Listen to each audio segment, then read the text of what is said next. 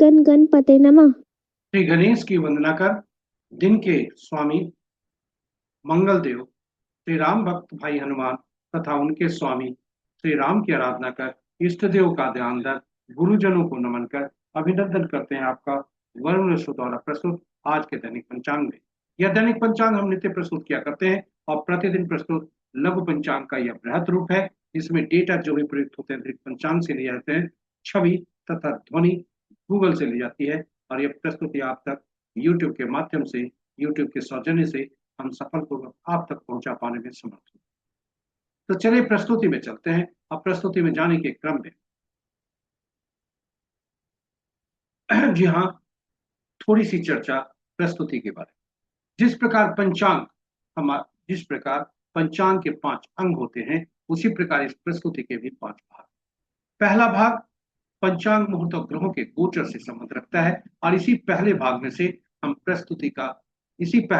से पंचांग और मुहूर्त को लेकर इस प्रस्तुति का लघु रूप आपके सुझाव के अनुरूप हम अलग से लघु पंचांग के रूप में नित्य प्रस्तुत किया करते हैं।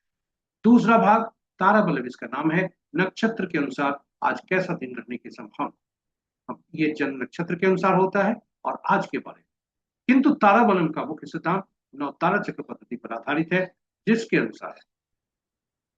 अनुसार पूरे जीवन काल के लिए शुभ और अशुभ ग्रह का हम फल जान सकते हैं। कौन कौन से ग्रह शुभ होंगे, कौन कौन से अशुभ, और इसी के अनुरूप हम ग्रहों के दशा अंतर दशा का फल जानते हुए शुभ कार्यों का निष्पादन शुभ ग्रहों के दशा अंतर दशा में कर सकते हैं। वहीं जन्म कुंडली में बैठे ग्रह कैसे फल देंगे यह भी हम जान सकते हैं, और शुभ ग्रह के नक्षत्र में जन्मे जातक हमारे लिए कितने शुभ कार्य होंगे, अशुभ ग्रह के नक्षत्र में जन्मे जातक हमारे लिए कितने बाधक कार्य होंगे, यह सभी हम जान सकते हैं। और यह सभी जानकारी योजनाबद्ध तरीके से हम अपने जीवन को आगे बढ़ा सकते हैं। ऐसे लोगों से हम मिल सकते हैं जिससे हमारी स्थिति, हमारे जो आपस का ट्यूनिंग है वह मिले। तो यह ताराबलन काफी उपयोगी, ताराबलन के मुख्य सिद्धांत तारा चक्र पद्धति काफी उपयोगी है और इसकी चर्चा प्रस्तुति में। तीसरा भाग राशि के अनुसार आज कैसा दिन रहने की संभावना है, चंद्रबलन इसका नाम। चंद्रमा जिस राशि में जन्म कुंडली में होते हैं और आज जिस राशि में भ्रमण कर रहे हैं चंद्रमा, उसी के अनुसार यह फल होता है। चौथा भाग चौघड़िया, एक प्रकार का बहुत ज्योतिष शुभ और अशुभ काल दर्शाता है कोई भी कार्य को कर। जब भी हम कोई कार्य करते हैं उसमें शुभता चाहते हैं और चौकड़िया इसमें हमें मदद करता है, हमारा मार्गदर्शन करता है। पांचवा अंतिम भाग, जब हम जन्म लेते हैं ईश्वर हमें जन्म उपहार के रूप में कुछ अंक देते हैं और ये अंक जीवन भर कार्य करते रहते हैं, सकारात्मक और नकारात्मक, जिसे हम जानते नहीं। जिस प्रकार सांस की प्रक्रिया चलती है और जीवन पर्यंत चलती है, जब तक सांस है तब तक जब तक जीवन है तभी तक सांस है, और या कहें जब तक सांस है तभी तक जीवन है, और तब तक अंक भी कार्य करते रहते हैं। और ये अंक स्थिर होते हैं, स्थायी होते हैं, बदले नहीं जा सकते, इसलिए काफी उपयोगी होते हैं। सकारात्मक और नकारात्मक दोनों होते हैं और 1 से 9 तक ही होते हैं। तो इन अंकों को जानना, समझना, पहचानना और उन्हें सही ढंग से उपयोग करके जीवन में सुखता लाने का उद्देश्य हम इस प्रस्तुति का विशेष उद्देश्य, क्योंकि बहुत आसान है 1 से 9 तक के, परंतु हमें जीवन में यह भी जानना है कि कौन से अंक से हम दूरी बनाए रखें, कौन से अंक हमारे लिए सकारात्मक होते हुए नकारात्मक हो सकते हैं, आदि आदि सभी चर्चा इस प्रस्तुति में है। तो अंक कार्य करते हैं, निरंतर कार्य करते हैं। जिस प्रकार सांस की प्रक्रिया चलती है उसी प्रकार अंक के कार्य करते रहते हैं। इसके अतिरिक्त अंक बोलते भी। आज के विभिन्न तिथियों, किसी भी माह के विभिन्न तिथियों को जन्म जातक के लिए आज के अंक क्या बोल रहे हैं, सुता सुता। इस प्रकार 5 भाग आपके लिए हम संकलित करके लाए हैं, आप अपडेट कर लाए हैं, आपके लिए इसे उपयोगी बना करना है, महत्वपूर्ण बना जाइएगा नहीं कहीं, हम कहीं हमारे साथ बने रहिएगा अंत तक। और प्रस्तुति को देखने के क्रम में कोई सुझाव आपके मन में यदि आया हो तो उसे साझा करें हमसे यूट्यूब के कमेंट बॉक्स पर कमेंट करके, ताकि प्रस्तुति को हम बेहतर बना सकें और हमारा मनोबल बढ़ सके। यदि इस प्रस्तुति का पहली बार देख रहे हैं तो हमें चैनल को सब्सक्राइब करें, साथ ही साथ नोटिफिकेशन बटन को दबाना न भूलें, ताकि हमारे हर प्रस्तुति की सूचना आपको मिल सके और आप उसे लाभ सकें। और अंत में अब चलते हैं थोड़ी सी चर्चा पंचांग। पंचांग के 5 अंग, और ये पांचों अंग हमें विभिन्न रूप से सुविधा देते हैं। तिथि लक्ष्मी प्रदान करने वाला, वार से आयु में वृद्धि, नक्षत्रों से पापों का नाश, और योग रोगों को दूर करने में सहायक, करण कार्यों में सफलता, कार्य सिद्धि दिलाता है। अतएव इनकी सुविधा प्राप्ति में करने हेतु प्रतिदिन इसका ये स्मरण करना चाहिए, और प्रातः उठते ही स्मरण करना श्रेयस्कर होता है। और प्रातः उठकर स्मरण करने का उचित माध्यम यह श्लोक बनता है। तिथि च श्रीकरम प्रोक्तम वारम आयुष्वर्धनम, नक्षत्रम हरते पापम योगम रोग निवारणम, करणम कार्य सिद्धि च पंचांग फलम।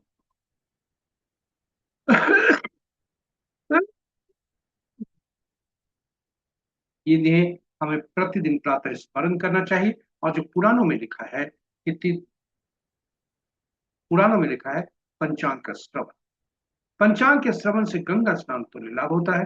गंगा का तात्पर्य जलीय तत्व से है।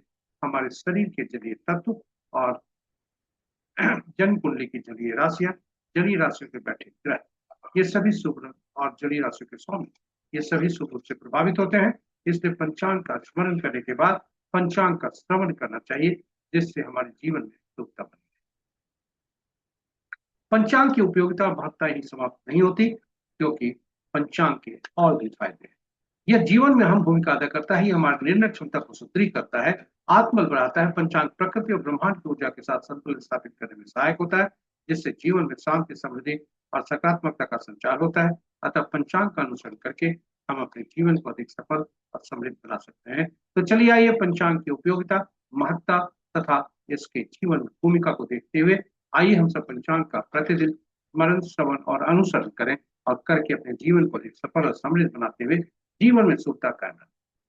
साथ ही साथ साझा करें प्रस्तुति को अपने मित्रों, परिजनों तथा शुभेच्छुओं के संग, ताकि वे भी पंचांग का स्मरण, श्रवण और अनुसरण करके जीवन में सुखता कायम रख सकते हैं, जीवन को अधिक सफल और समृद्ध बना सकते हैं। आइए चलते हैं प्रस्तुति में, और प्रस्तुति में जाने के क्रम में श्री राम का नामोच्चारण करते चलते हैं, और जहां श्री राम होते हैं वहीं भाई हनुमान भी होते हैं। जय श्री राम। जय भाई हनुमान। आज का पंचांग इस प्रकार: दिनांक 14 जुलाई 2026, माह सात, पक्ष कृष्ण और शुक्ल दोनों, शाका सम 1948, 12 भाव, विक्रम संवत 2083 शताब्दी, और कलयुग का 5127 आज का सूर्योदय 5:07 पर, सूर्यास्त 6:43 पर, sunrise at 5:07 AM and sunset at 6:43 PM। सूर्य देव की यथावत स्थिति दक्षिणायन, और मध्याह्न दिन के 11:55 पर। आज चंद्रोदय नहीं, तो चंद्रस्त संध्या 6:57 पर। आज का दिशा शुभ उत्तर है, फिर भी इस दिशा में यात्रा करने को बाध्यता हुई तो गुड़ का सेवन करके यात्रा में सुखता रहे।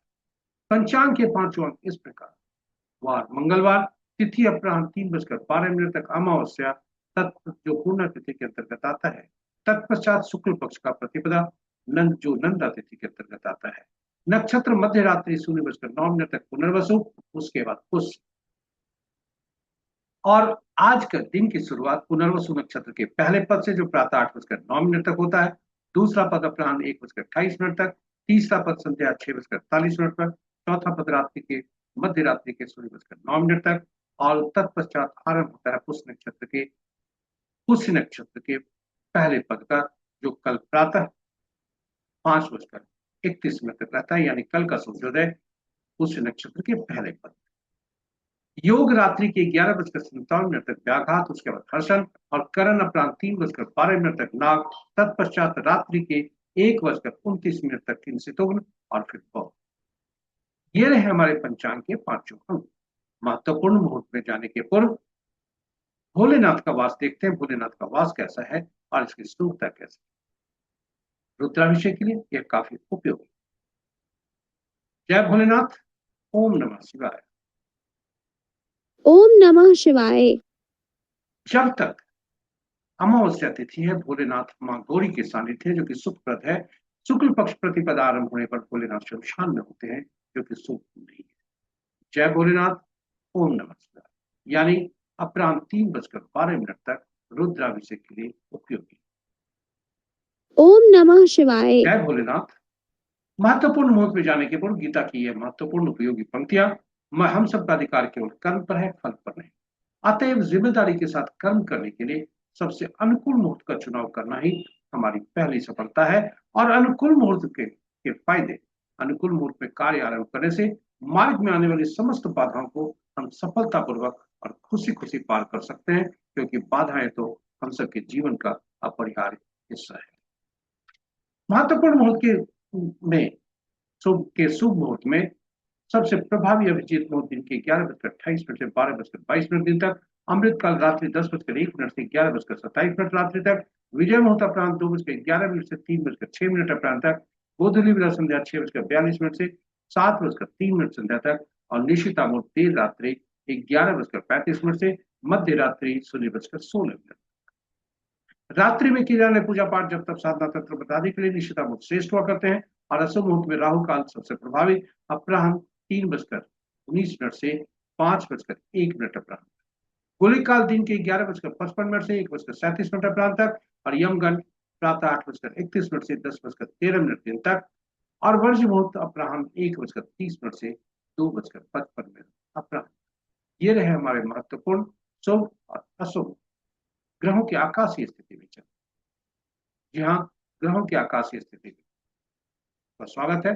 और आज जो कि स्थानीय समय पटना के 5 बजे प्रातः चंद्रदेव 16 तारीख को राशि परिवर्तन करने वाले हैं, इसलिए अंश के अनुसार ये कमजोर अवस्था में है। वहीं बुध देव अंश का ह्रास हो रहा है, इसलिए ये भी वृद्धावस्था में है, कमजोर अवस्था। मित्र राशि में कुल 3 ग्रह, शत्रु राशि में 2 ग्रह, सम राशि में 3 ग्रह, और अपनी राशि में 1 ग्रह है, बुध देव मिथुन राशि। बुध की राशि में इस प्रकार 3 ग्रह, सूर्य की राशि में 2 ग्रह, मंगल की राशि में कोई ग्रह नहीं, और शेष ग्रहों की राशियों में एक एक ग्रह। ग्रहों की शक्ति नक्षत्र के अनुसार यदि देखा जाए तो मित्र नक्षत्र में 3 ग्रह, शत्रु नक्षत्र में 1 ग्रह, सम नक्षत्र में 3 ग्रह, और अपने नक्षत्र में 2 ग्रह राहु और केतु। सबसे शक्तिशाली बृहस्पति देव जिनके नक्षत्र में 3 ग्रह है, केतु देव के नक्षत्र में 2 ग्रह है, शुक्र सूर्य मंगल के नक्षत्र में कोई ग्रह नहीं है, स्वतंत्र है, और शेष ग्रहों के नक्षत्र में 1 ग्रह। आज किसी ग्रह का नक्षत्र या राशि परिवर्तन नहीं। चंद्रदेव आज राशि बदलेंगे, और आज चंद्रदेव का राशि बदलने का समय रात्रि के संध्या 5:06 में चंद्रमा राशि परिवर्तन करेंगे, जब मिथुन से निकलकर अपनी राशि कर्क में आए,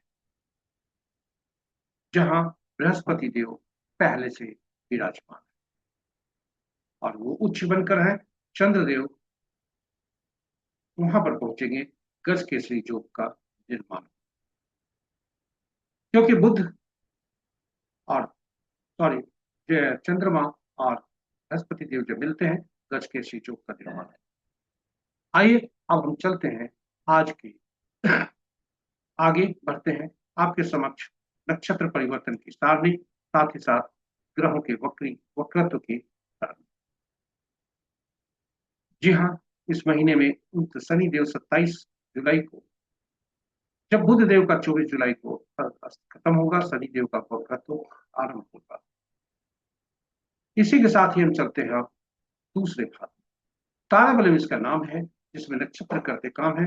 अब ताराबलम की सारणी आपके समक्ष प्रस्तुत। इसमें जो नक्षत्रों के नाम हॉरिजॉन्टली हैं, वे चंद्रमा के आज के गोचर से संबंध रखता है, और ताराबलम के नीचे जो नक्षत्रों के वर्टिकली नाम है, वे हमारे जन्म कुंडली में चंद्रमा जिस नक्षत्र में विराजमान है वह है। और इन दोनों को, इसमें से हम अपने जन्म नक्षत्र को चिन्हित करते हैं, और फिर जो हॉरिजॉन्टली वर्टिकली लाइनें मिलती है, वही आज का प्रतिफल होता है। जी हाँ, वही आज का प्रतिफल होता है। और जब भी आज का प्रतिफल संपत्त, क्षेम, साधक, मित्र या अतिमित्र में हो, वह शुभता की तरफ संकेत देते हैं तारे। और इसके अंतर्गत दैनिक कार्य में दैनिक कार्य को करते हुए नए कार्य को हम आरंभ कर सकते।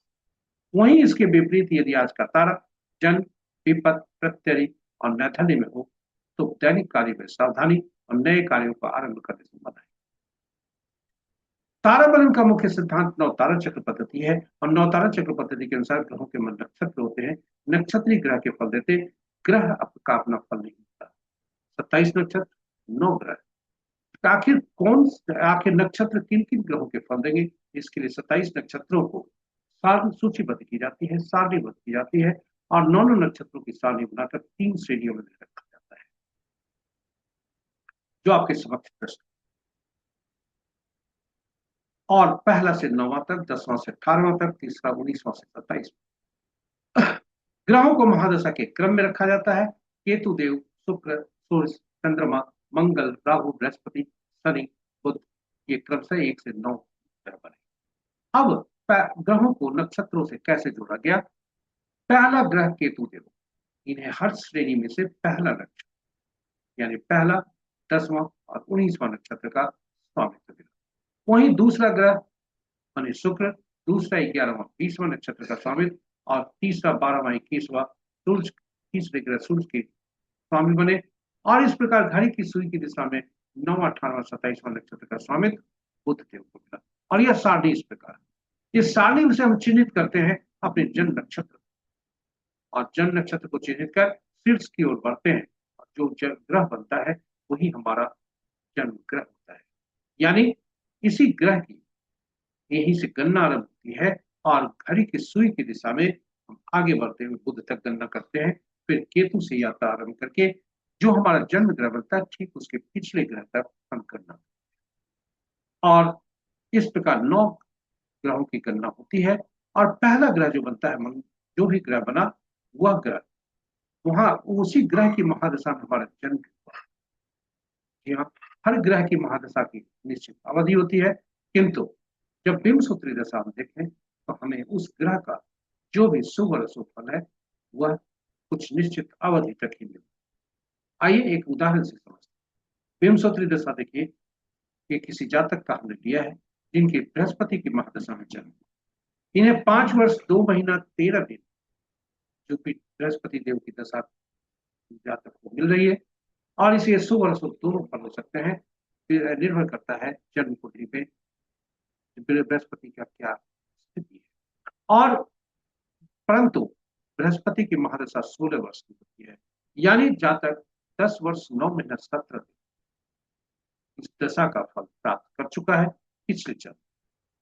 इसका तात्पर्य जातक का की मृत्यु पिछले जन्म में बृहस्पति की महादशा में, और चूंकि पहले ग्रह का संबंध पिछले जन्म के मृत्यु से भी होती है इसलिए इसे पीड़ा और खुशी दोनों की श्रेणी में रखा जाता है। और इसलिए ज्यादातर पीड़ा की श्रेणी में रखी जाती है, इसको पीड़ा के रूप में ही ट्रीट किया जाता है। अब इसके बाद दूसरा, चौथा, छठा, 8वां 9वां ग्रह जो बनते हैं वे शुभकारी होते हैं। तीसरा, 5वां, 7वां यह अशुभकारी होते हैं। अगर इस पूरी सारणी में से हमें सूचीबद्ध करनी है तो हम अब अलग से सूचीबद्ध कर सकते हैं कौन से हमारे जन्म ग्रह बने और कौन से शुभकारी ग्रह बने, कौन से अशुभकारी ग्रह बने। और यह चिन्हित कर लिए तो ग्रहों की दशांतर दशा का फल कैसा होगा। शुभ ग्रहों का दशांतर दशा का की अवधि में योजनाबद्ध तरीके से शुभ कार्यों का निष्पादन करके हम शुभता सुनिश्चित कर सकते हैं और अशुभ ग्रहों के फल की स्थिति में हम चुनौती का सामना करने के लिए मानसिक रूप से तैयार होते हैं। जन्म कुंडली में बैठे ग्रह कैसा फल देंगे और उनसे कैसे फल प्राप्त किया जाए यह भी हम इसी सारणी में से हम निकाल सकते हैं। दूसरा ग्रह संपत्ति का, और जहां भी बैठेंगे तो जो भी दूसरा ग्रह बने और जहां जिस भाव में बैठे, जिस राशि में बैठे उसके अनुरूप कार्य करने से संपत्ति का लाभ हो सकता है। तो ऐसे कार्य कर्म वैसे ग्रहों के बारे में जानकर कर सकते। इसी तरह से जन्म को शुभ ग्रहों के नक्षत्र में जन्म जातक हमारे लिए हमेशा शुभ कार्य हो। इसके विपरीत चाहे कोई भी व्यक्ति कितना करीबी ही क्यों न हो, अशुभ ग्रह के नक्षत्र में जन्म जातक हमारे लिए पीड़ादायक होंगे, बाधक होंगे। तो इस प्रकार पूरे जीवन काल के बारे में ग्रहों की शुभता अशुभता के बारे में जान सकते हैं और जानकर उसी अनुरूप हम कार्य कर सकते हैं। और इसलिए नवतारा चक्र पद्धति काफी उपयोगी पद्धति है और इसकी उपयोगिता को देखते हुए हमने यूट्यूब पर अलग से वीडियो पोस्ट किया है, जिसमें भगवान राम, माँ सीता तथा पवन पुत्र भाई हनुमान की कुंडली की भी चर्चा की है। आप उसे देखें, लाभान्वित हो, समझें इस नौ तारा चक्र। इसी के साथ ही आपके सुझाव के अनुरूप ये जो संपत, साधक, मित्र और अति मित्र शुभ तारा है, इनके कैसे फल देते हैं, किस प्रकार के फल देते हैं, इनकी सारणी आपके समक्ष प्रस्तुत। और उसी के विपरीत अशुभ तारे कैसी कठिनाई और संघर्ष देते हैं, उनकी सारणी भी आपके लिए, आपके उपयोग के लिए प्रस्तुत। और वापस चलते हैं ताराबलन। ताराबलन के अनुसार आज का चंद्रमा का गोचर पुनर्वसु नक्षत्र और फिर पुष्य नक्षत्र, यानी मध्य रात्रि 16:09 तक चंद्रमा पुनर्वसु नक्षत्र के में रहेंगे। उसके बाद पुष्य नक्षत्र में जाएंगे और कल का सूर्योदय पुष्य नक्षत्र में। अतएव आज का फल यदि कहें तो अश्विनी, मूघा, माघा और मूला नक्षत्र में जन्मे जातक के लिए पूर्वार्ध का समय यानी मध्य रात्रि 16:09 तक अच्छा नहीं होगा। भरणी, पूर्वा फाल्गुन, पूर्वाषाढ़ा का पुष्य नक्षत्र के दौरान ये शुभता सही ठीक नहीं। तो ये रहा तारों के बारे में। और इतना ही नहीं, आज अश्लेषा, ज्येष्ठा और रेवती नक्षत्र में जन्मे जातक के लिए दोनों भाग शुभ। जी हाँ, आज दोनों भाग शुभ है, मित्र और अति मित्र। इसके साथ ही हम आपको तीसरे भाग में ले चलते हैं, राशि के अनुसार कैसा दिन रहने की संभावना। आज चंद्रमा मिथुन राशि से कर्क राशि अपनी राशि में जाएगा संध्या 6:48। तो संध्या 6:48 तक चंद्रबलन के अनुसार जिन व्यक्तियों की शुभता की स्थिति है वे है मेष, मिथुन, सिंह, कन्या, धनु और मकर। और से इसे याद रखना, चंद्रमा जिस राशि में है उसके अनुसार देखा जाता है। और इसके बाद चंद्रमा जब कर्क राशि में आते हैं तो वृषभ, कर्क, कन्या, तुला, मकर और कुंभ राशि के जातक के लिए शुभता के स्थिति। इसके साथ ही हम आपको ले चलते हैं चौघड़िया। चौघड़िया एक प्रकार का बहुत ज्योतिष, शुभ और अशुभ काम दर्शाता है। कोई भी कार्य हम करते हैं उसमें शुभता चाहते हैं। किसी भी शुभ काम को करने के लिए इसका उपयोग किया जाता है, चाहे वो कार्य पहली बार पूजा पाठ से संबंधित हो या पहली बार किए जाने वाले कार्य। यदि कोई व्यक्ति उचित मुहूर्त नहीं देखना चाहता, कम से कम कार्य में शुभता तो चाहता है, इस उद्देश्य से उसे कम से कम चौघड़िया जरूर देखना चाहिए और चौघड़िया को देखकर उसका उपयोग करना चाहिए। चौघड़िया की उपयोगिता को देखते हुए हमने हिंदी और अंग्रेजी में अलग अलग वीडियो पोस्ट किया, आप उसे देख सकते हैं। यहाँ संक्षेप में चर्चा करें। कुल 8 चौघड़िया दिन के, 8 चौघड़िया रात के होते हैं, किंतु साप्ताहिक दिन के साथ ही होते हैं, इसलिए सातों चौघड़िया से इनका संबद्ध करने के लिए साथी चौघड़िया का नाम करें। 8वां चौघड़िया जो भी बनता है वो पहला चौघड़िया जो भी होता है वही अंत का चौघड़िया होता है। इस प्रकार 8 चौघड़िया का संबंध साप्ताहिक दिनों से, और साप्ताहिक दिन शासित होते हैं विभिन्न ग्रहों से और जिनके अलग अलग विभिन्न कार्य हैं, उद्देश्य हैं, जिसके लिए ये तो फलदायी होते हैं, उपयुक्त होते हैं, लाभदायक होते हैं और ये शुभ फल देते हैं। इसलिए चौघड़िया का संबंध साप्ताहिक दिनों के शासक ग्रहों से और उनके अधीन निमित्त कार्यों से भी हो जाता है और चौघड़िया की उपयोगिता और बढ़ जाती है। जब भी हम चौघड़िया देखें, चौघड़िया का उपयोग करने चले तो उसके पूर्व हमें जरूर सुनिश्चित होना चाहिए कि जिस चौघड़िया का हम उपयोग कर रहे हैं वह अशुभता से व्याप्त तो नहीं। दिन में राहु काल, काल बेला, वार बेला से ग्रसित हो सकता है और रात्रि में काल रात्रि। जी हाँ, दिन में राहु काल, काल बेला, वार बेला और रात्रि में काल रात्रि। अनुभव के आधार पर हमने पाया है कि दिन में सूर्य देव का प्रभुत्व होता है, शनि देव नाराज रहते हैं, इसलिए शनि का चौघड़िया को प्रतिदिन काल बेला से ग्रसित होता है। उन्हीं रात्रि चंद्रमा का प्रभुत्व बुध देव नाराज, इसलिए बुध का चौघड़िया प्रति रात काल रात्रि से ग्रसित होता है, अतिव्याप्त होता है। और रात्रि में अन्य कोई भी, क्योंकि रात्रि में केवल एक ही चौघड़िया शुभता से अतिव्याप्त होते हैं और वह बुध देव होता है, अन्य सभी चौघड़िया शुभ होता है। तो यह हमने अनुभव के आधार पर चर्चा की। शनि का चौघड़िया, शनि को पापी ग्रह में माना जाता है, काल के रूप में चिन्हित किया जाता है, कोई भी शुभ कार्य इसमें नहीं करना चाहिए, किंतु शनि कर्म और न्याय के देवता हैं, इसलिए ईमानदारी के साथ सरकार के नियमों का अनुपालन करते हुए बिना किसी के हक को मारे धनोपार्जन हेतु की जाने वाली गतिविधियों को के लिए काफी लाभदायक। मंगल का चौगड़िया क्रूर और निष्कारी जरूर होता है, लेकिन ये शत्रु होता है। शत्रु को पराजित करने के लिए काफी उपयोगी और आज के संदर्भ में देश काल परिस्थिति के अनुसार ज्योतिष को देखना चाहिए। और आज के संदर्भ में कहें तो हर विभिन्न वर्ग अपने करीबी ये ही को ही परास्त कर आगे बढ़ता है। विद्यार्थी वर्ग अपने सहपाठी को, नौकरी पेशा अपने सहकर्मी को, और हम अपने बारे में कहें तो हमारे शरीर के रोगों को पराजित अगर हम करते हैं तभी हम स्वस्थ रह सकते हैं। कोर्ट केसेस में के लिए काफी उपयोगी होते हैं मंगल। इस प्रकार ये रहे आपके समक्ष चौघड़िया की उपयोगिता की और कुछ संक्षिप्त चर्चा। आज का चौघड़िया देखते हैं, आज का चौघड़िया क्या कहता है। आज मंगलवार है, रोग चौघड़िए से दिन आरंभ है, रोग चौघड़िए से समाप्त है, रात्रि काल चौघड़िए से आरंभ है, रात काल चौघड़िए से समाप्त है।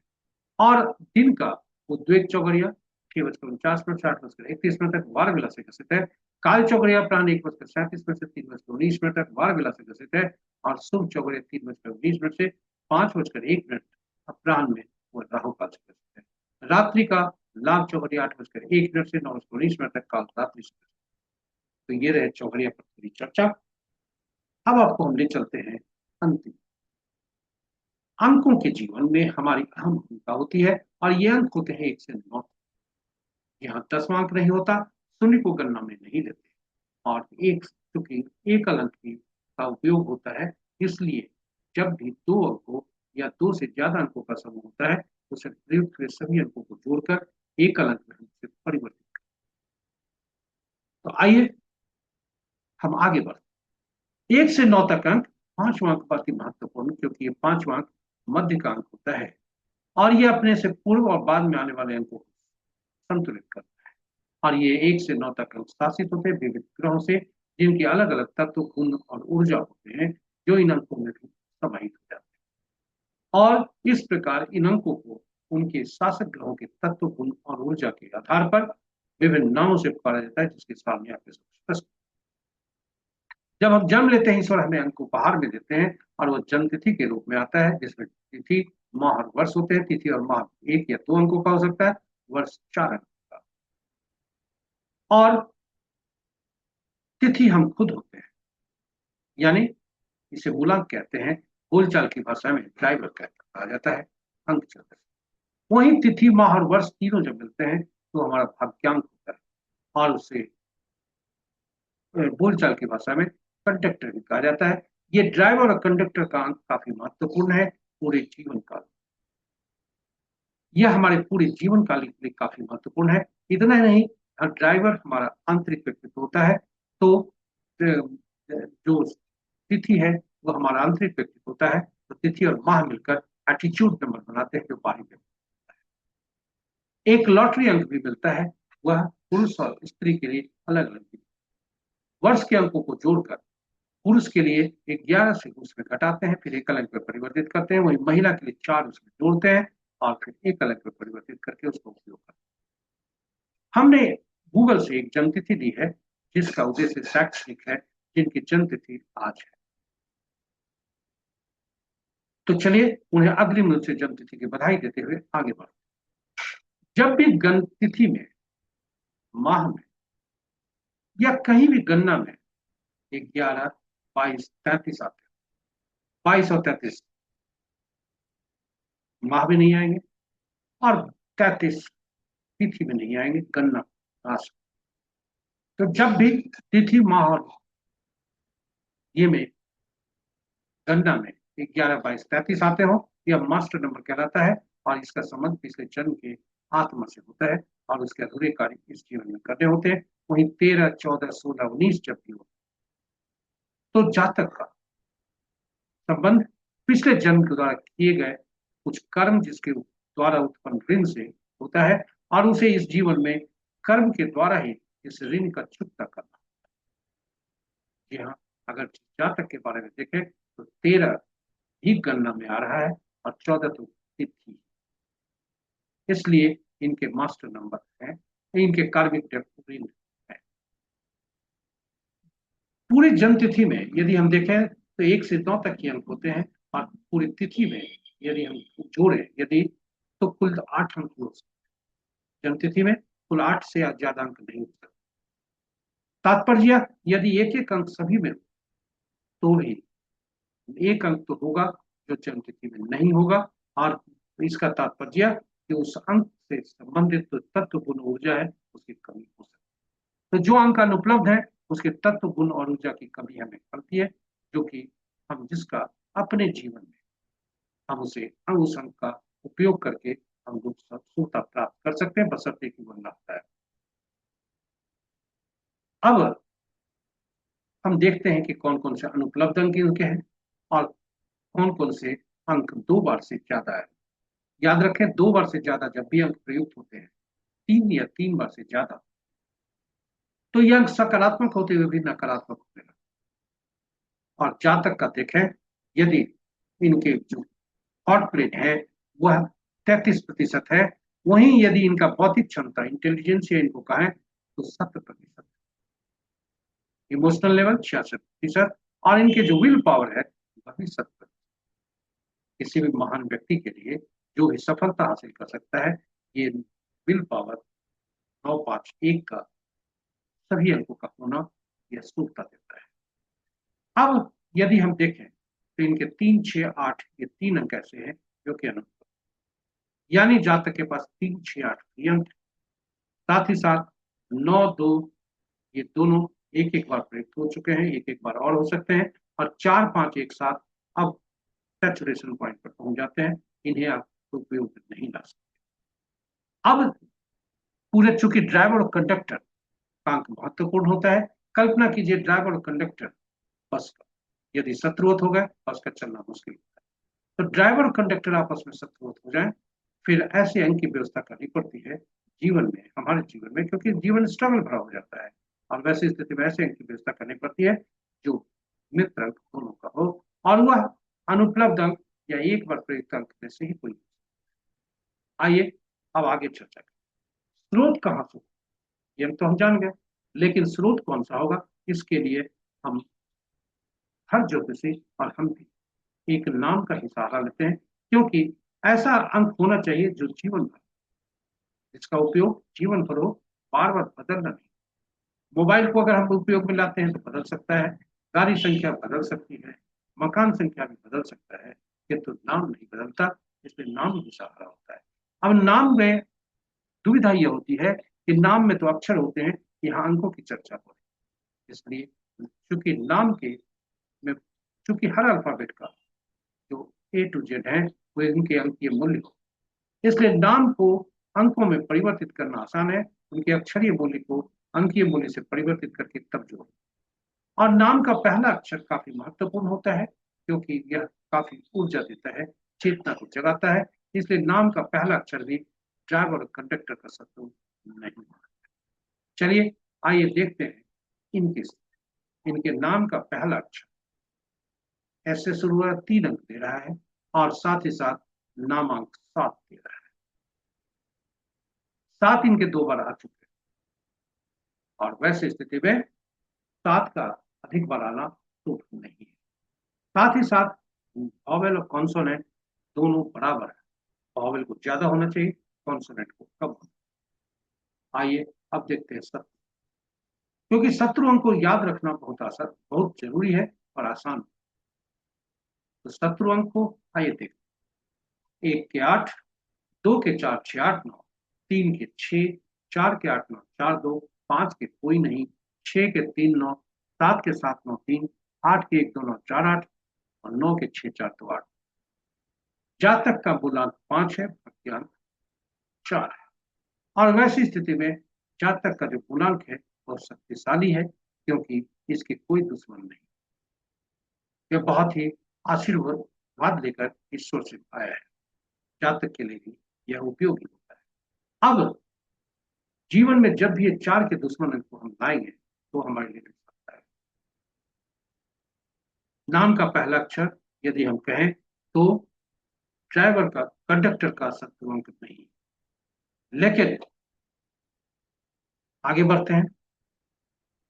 आगे बढ़ने के क्रम में हम यह भी देखते हैं कि कुछ अंक ऐसे होते हैं जो अपने के ही दुश्मन होते हैं।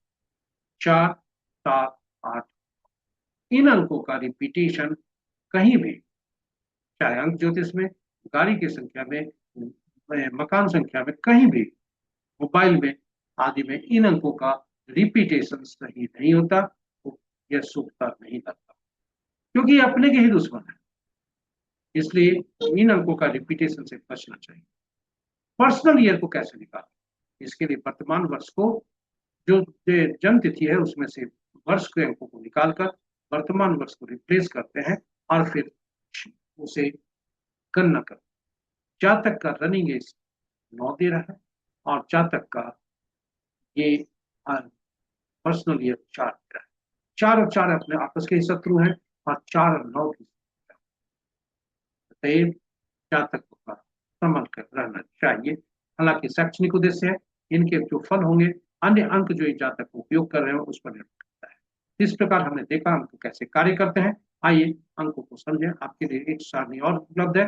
हर अंक का शत्रु अक्षर कौन सा? आपके उपयोग के लिए, नाम को ठीक करने के लिए और किसी भी नवजात शिशु के नामकरण के लिए उपयोगी। आइए अब हम देखते हैं आज के अंक क्या बोल, क्योंकि अंक बोलते हैं। किसी भी माह के विभिन्न तिथियों को जन्मे जातक के लिए आज के अंक शुभता अशुभता के संदर्भ में क्या संकेत दे रहे हैं, क्या बोल। तो आज का तिथि 4, आज अंक का अंक 4 है और 4 अंक एक अंक के साथ तटस्थ, 5 अंक के साथ तटस्थ, यानी 1-10-19-28 और 5-14-23 तारीख को किसी भी माह के जन्मे जातक के लिए यह तटस्थ है। वहीं 6 और 7 के साथ यह मित्रवत है, यानी 6-15-24 और 7-16-25 तारीख को किसी भी माह के जन्मे जातक के लिए यह अंक काफी शुभकारी है, उत्तम है। उनके लिए आज का दिन उत्तम होगा। और शेष अंकों के लिए आज शेष जन्म तिथियों में शेष तिथियों को जन्मे जातक के लिए आज का अंक शुभ नहीं। इसी के साथ ही हम आपको सारणी में चलते हैं, पूरे प्रस्तुति का सारांश आपके समझ। पंचांग का स्मरण, श्रवण और अनुसरण करें। शुभता लाएं। अपने ग्रहों को पहचाने, समझे, उनके अनुरूप कार्य करें और अनुकूल मुहूर्त में कार्यारंभ कर शुभता सुनिश्चित करें। नक्षत्रों के संकेत महत्वपूर्ण होते हैं, इनका सही ढंग से उपयोग करके जीवन में शुभता लाएं। चंद्रमा मन के कारक, राशियों में भ्रमण हम सबको प्रभावित करते हैं और चौघरिया का कार्य, चौघरिया का मार्गदर्शन हमारे लिए महत्वपूर्ण कार्य और अंकों को जाने, समझे, पहचाने, जीवन में सही अंकों का चयन कर सकारात्मकता सुनिश्चित करें। इसी के साथ ही हमारी प्रस्तुति यहाँ पर समाप्त होती है। आप हमारे साथ बने रहे इसके लिए बहुत बहुत। यदि इस प्रस्तुति को आप पहली बार देख रहे हैं तो जैसा आरंभ में हमने कहा था, चैनल को सब्सक्राइब करें, साथ ही साथ नोटिफिकेशन बटन को दबाना न भूलें ताकि हमारी हर प्रस्तुति की सूचना आपको मिल सके और आप इससे लाभ पाएं। यदि आपके मन में कोई सुझाव प्रस्तुति को देखने के क्रम में आया हो तो YouTube के कमेंट बॉक्स में जाकर कमेंट करके हमारी प्रस्तुति को बेहतर बनाने में सहयोग करें। साथ ही साथ हमारा मनोबल पोस्ट को लाइक भी करें और अंत में साझा करें प्रस्तुति को, चैनल को अपने मित्रों, परिजनों और शुभेच्छुओं के संग, ताकि वे भी इस प्रस्तुति से और भविष्य में आने वाली प्रस्तुतियों से लाभ पाएं। इसी के साथ ही आज के दिवस के देवता मंगल देव श्री राम भक्त भाई हनुमान और उनके स्वामी श्री राम से प्रार्थना करते हैं कि उनकी असीम कृपा पर बनी रहे आपका दिन। जय मंगल देव, जय श्री राम, जय भाई हनुमान।